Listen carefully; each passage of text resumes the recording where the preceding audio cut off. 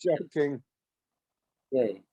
So Netivot Shalom. So Onesh Mabul Bechinat Hashlacha, right? So Parashat Noach, we have the Mabul, right? The flood, and the punishment of the Mabul is actually, it is like in the context of Hashlacha, like throwing away, kicking us out of the class, right? You know, when you have a naughty student, the teacher kicking him out of the class, like they used to do it to me many times, but I was innocent. I didn't do it. So in the second month, on the 17th day of that month, that day, so all the depth, the water in the depth in the aquifer were open, and also I think we lost Harvey, and the water coming from down from heaven, right? And there was rain for 40 days and 40 nights. Who was playing with the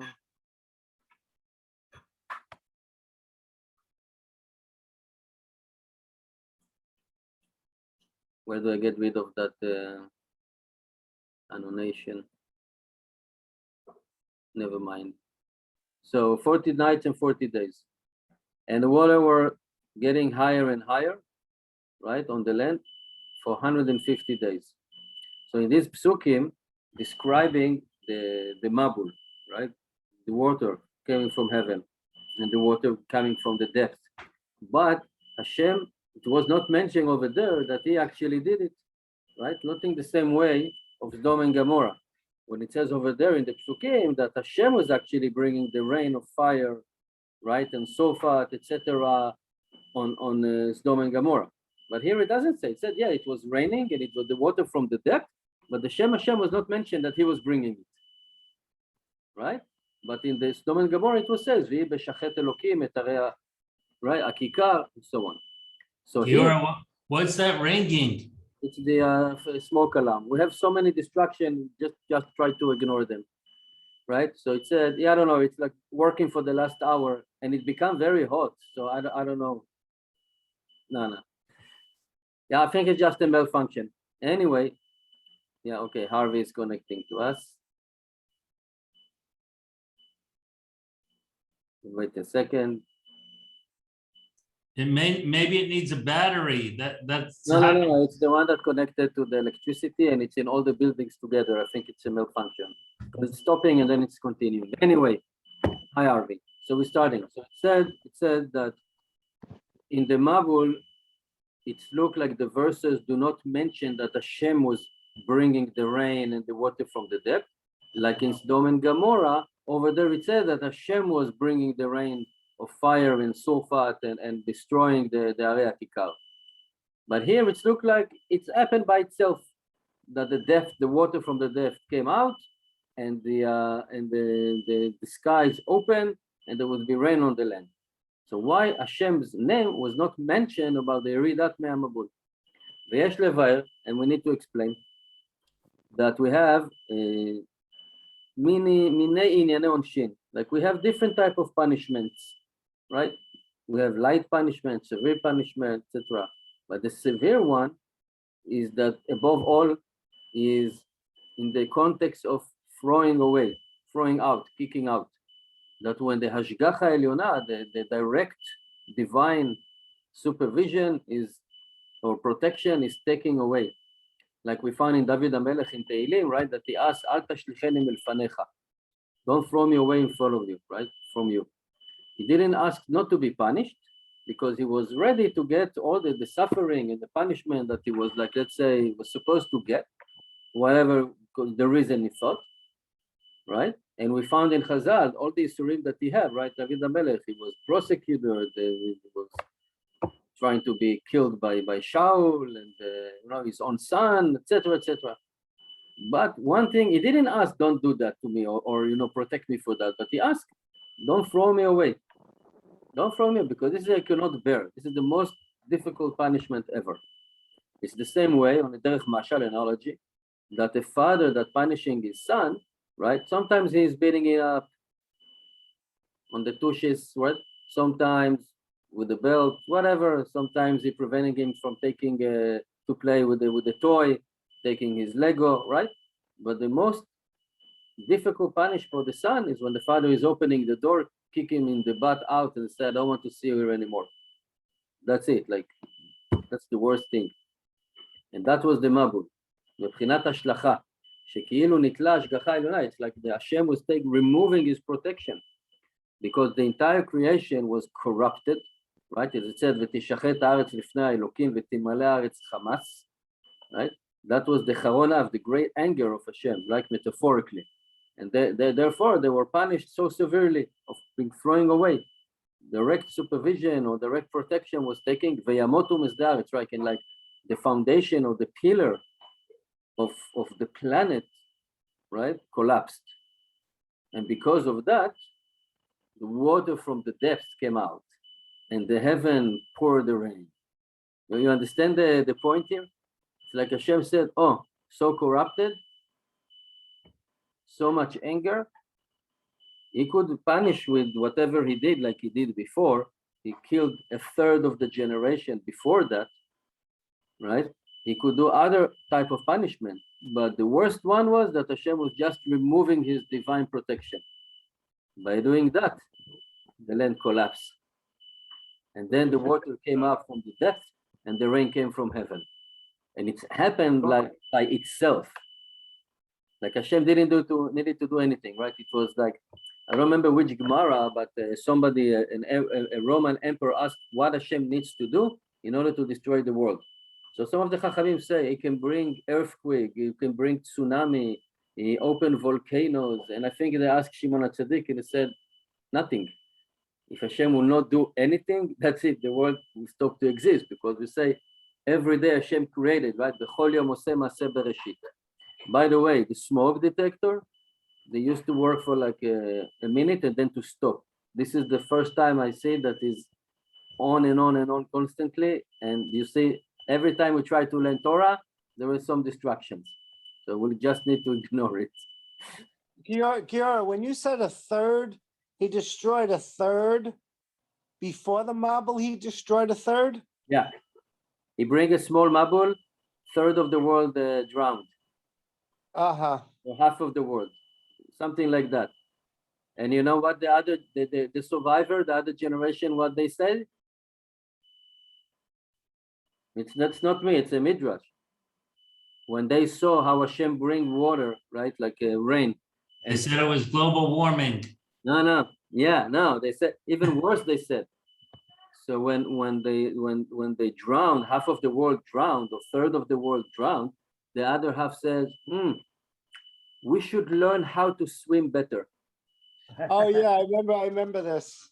Yeah, they didn't say let's fix our ways. No, we'll swim better. Learn how to swim. Yeah. What was this episode of a third of this other flood? They were the Ador Enosh, the one that were doing idol worshiping. So idol worshiping Hashem really hate. Yeah. So he didn't want to destroy the whole world, because not the whole world at the time was corrupted. So he destroyed only the one, so it will be an example, and the other one will actually learn and fix their way, will do tshuva. But instead of doing tshuva, they said, we will learn how to swim better. It's the same, like there was a story, I read it, I think, from Rabbi Galinsky or Rabbi Levinstein, that there were a group of guys, and they used to hang out and drink wine, whiskeys, whatever, but they didn't keep Torah mitzvot. And one of them died. And when he got to Shamayim, they asked him, okay, you have great time and everything. What about Torah, about mitzvot? Why you didn't learn? He said, no, it's very difficult for me to learn. I don't understand. Too complicated, too hard. So no, really? So okay, fine. And then they moved to the next question. Which drink you like better?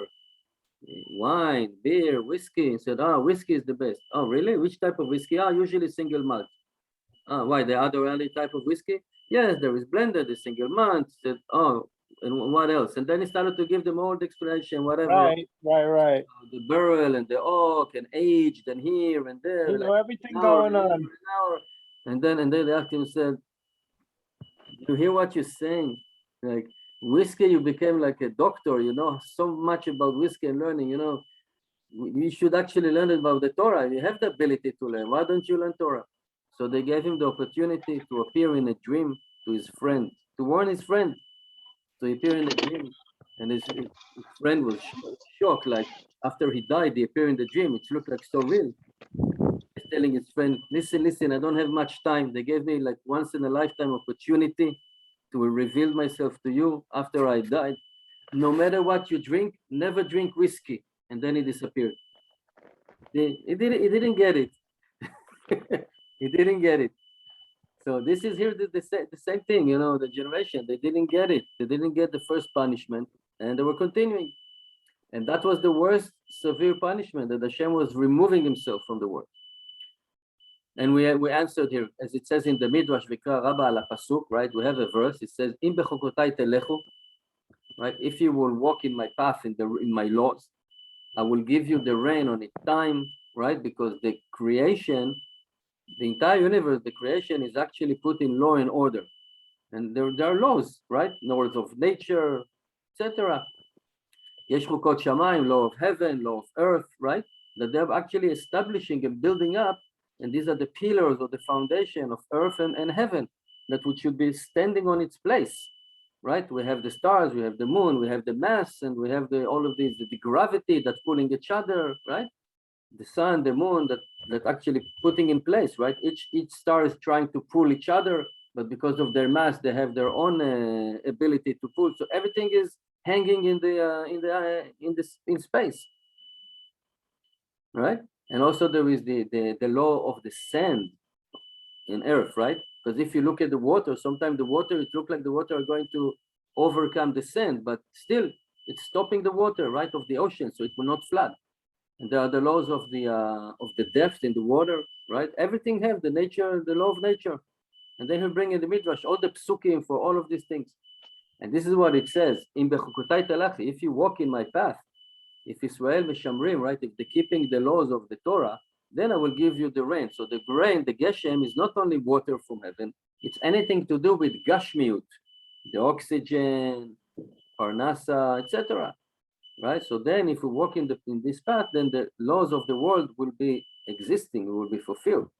But when we don't keep the Torah laws, and we like canceling the law of nature, the law of the creation, and then the parts of the creation, each part, right? It's like a puzzle. The entire creation built from a puzzle with billion of pieces that each piece needs to be fit in. So if we do something, the pieces will not fit anymore. And that was in the Mabul. Because after the entire creation was corrupted, and everything was shaking, everything was not in this place. All the laws were, I said, jeopardized, or the laws were ruined. That even the chukot bnei Adam, right? As durim v'mekubelim etzil. So even the making sense laws of civilization, like Hamas, right? Like stealing, kidnapping, having relations with animal, right? The ugliest thing, but they became like common over there. Because if they got so corrupted that the law of nature was corrupted as well, then everything was corrupted. And therefore they canceled all of these laws of the pillar or the foundation of heaven and earth. And there was nothing there anymore to keep the water in the depth not to overflow, and the water from heaven not to fall. Just thinking about, we had that the hurricane, how long ago was it? Like a month ago, the amount of water that was pouring. The water came from clouds, right? Clouds are actually floating in the air, right? How many billions of gallons of water were pouring that night here? Just imagine, even though it was like in a short time, but imagine if they were coming down in one shot, or as one big block of ice, because this is what it's supposed to be, because the steam floating in the air, getting cold, right? And then they dropped as water drop. Or in the winter, they are so nice, like snowflake. Actually, they should fall down as one big block of ice, right? Because in 15 or 20,000 feet, it's already minus, right? It's minus. Clouds can be in 10,000 feet, so it's very cold. So they're not falling as a big block of ice. But when you don't have the laws of nature anymore, that could happen. And this is what happened in the Mabul. That's why Hashem was not mentioned, right? Because it's happened by itself. Because Hashem removed is direct supervision. So he says, but however, in the Ma'apechat, in what happened in Sodom and Gomorrah, it says that Hashem was bringing the sulfat and the fire, right? Even though there was corruption over there, but over there it was local. It was not the entire creation. It was only locally over there. So they didn't shake or jeopardize the nature of law, and therefore the anger of Hashem was not so severe like in the Mabul in that generation. So there Hashem put the rain of fire and sulfat over there to take care of the local problem, right?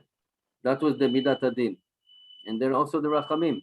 But there was no throwing away from Hashem, not the entire creation. Again, only locally, right? So there's someone asking question, but when it says Ve'Hashem, right, the name of the Yud Kei Vav Kei that bring that rain of sulfat and fire, how is it possible that it was coming from the Midat Rachamim, right? Yud Kei Vav Kei, from the mercy. How mercy related to sulfat and fire? And they're giving the answer that Hashem actually bring it, because you bring it from heaven, and from heaven we know nothing bad coming there, and that's why Hashem. And originally, when Hashem actually was supposed to bring it down, it was a rain of blessing, but it was rain of blessing everywhere except Sodom and Gomorrah. Over there, they were turned into fire and sulfat to destroy that local problem.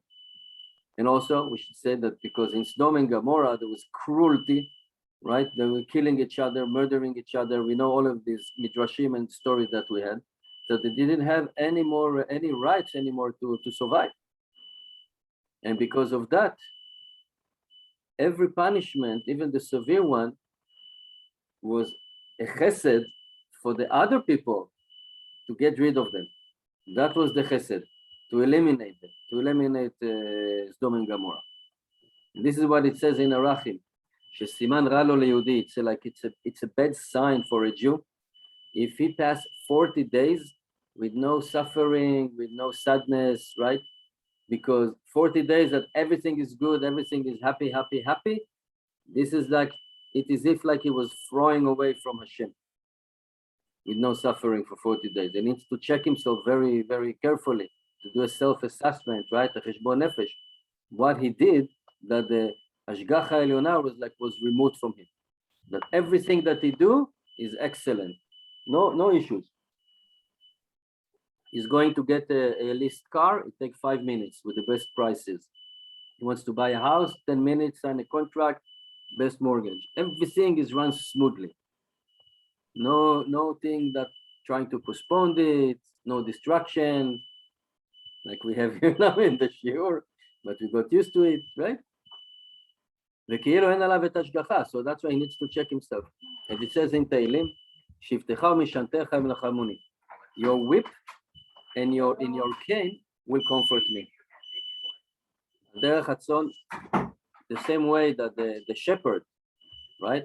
The sheep, when the shepherd actually give them a light beat up from his whip, right? Why? Even though it's a little bit hurting the sheep, the lamb, right? But they understand that actually he's trying to put him in the right track, push him to the place with the food, place with the water. So yeah, it is if like the shepherd is actually beating up the lamb, but no, it's actually protecting and taking care of it. So that's why if a Jew doesn't feel anything from Hashem, that's the worst punishment. It's השלכה. This is the worst thing. וזה יש לומר הכתוב, ושsaid, השם אלוקיך עמך, לא חסר דבר. Hashem is with you, you're not missing anything. And he says right in the Torah Tavot that when a Jew feels that Hashem is with us, then we have everything. We didn't lacking anything if Hashem is with us. Right? שבכל אופן, in any way, when a Kadosh Baruch Hu is behaving with us, whether if it is Havaya, Yudke Vavke, which is the attributes of Merachamim and mercy, or when it is Elokecha, right, the word of Elokim, which is the judgment and strength, whether if it is this or the other one, is with us. That he feels that Hashem is with us, Hashem have his divine protection, and his cane and his whip will comfort us. Like we say in Mizmor LeDavid, right? Shivtecha u'mishantecha ema yenachamuni. And then we're not lacking anything. And this is the biggest happiness to a Jew. I mean, of course, we would like to have everything go good and smooth. Small little suffering, that we remember that Hashem is still with us. But we don't want to get suffering. But if it's coming, chas v'chalila, even a small little thing, right? Like let's say that you want to take $1 bill from your pocket and you take 25 cents, that's called suffering, right? So we should have this type of suffering, right? Because otherwise, if everything goes smooth, that's the worst punishment. And this is what happened. And just to summarize, and because Hashem removed his divine protection, then it's like, it's literally hell break loose. That's it. It's not that Hashem did it. Hashem just removed himself. They brought it on themselves. Shkoyach. Sorry for the all the destruction and everything.